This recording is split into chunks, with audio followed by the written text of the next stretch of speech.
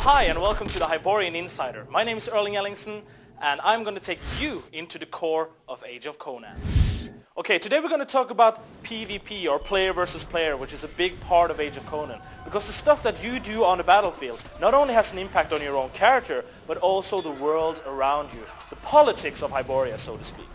But first we're going to talk about PvP minigames. It's simply an easy way to get into PvP action right away. You just open up this GUI that you can see here.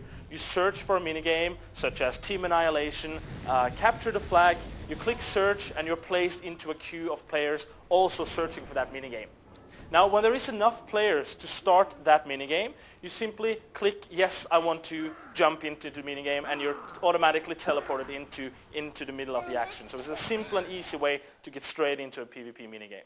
First we're going to take a look at Team Annihilation, and as you can see here you have the red team and you have the blue team on a map down here, and they basically meet each other on the battlefield and try to kill off as many people on the opposing team as possible before the time runs out. Now, this is important. The stuff that you do on the battlefield has a direct impact on the character that you are developing. So when you're killing enemies, when you're protecting friends, and when you're completing goals, you gain PvP experience. And by gaining PvP experience, you also gain PvP levels.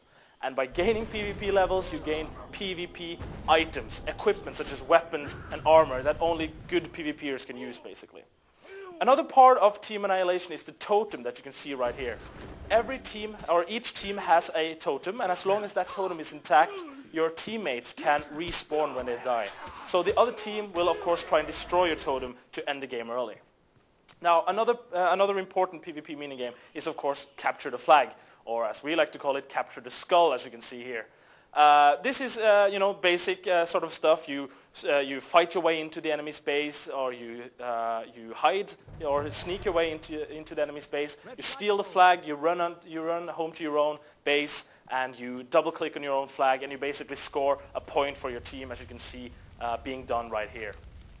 Now, of course, we have many different locations for PvP minigames. You have, for instance, the Blood Ravine, as you can see here, this outdoor area. And if I bring up the map now, you can see how this area looks right here. You have, for instance, up north you have the red base, and down below you have the blue base. And basically running between them you have this narrow valley filled with dark places and tall bushes and places where you can hide. And of course every character in Age of Conan can hide. So you can sneak around and you can ambush people by start shooting at them, as you can see here. And combined with Age of Conan's real-time combat system, this makes for some really brutal, fast-paced action. So it's much more like playing a game of Unreal Tournament or Counter-Strike than playing a traditional MMO PvP minigame, which makes of course everything a little bit more fun. Another location is the Lost Temple, this underground Indiana Jones-like place with caves that you have to sneak through, and pitfalls and rivers of lava that you have to avoid getting kicked into, basically. A really dark and dangerous place for PvP. You also have the Hallowed Vaults, as you can see here, which is this labyrinth in the bowels of the earth. A labyrinth of underground passageways, really easy to get lost in. But of course, I'll give you one little tip. You see these blood trails on the ground? If you follow those blood trails, you're probably going to end up in the other team's base.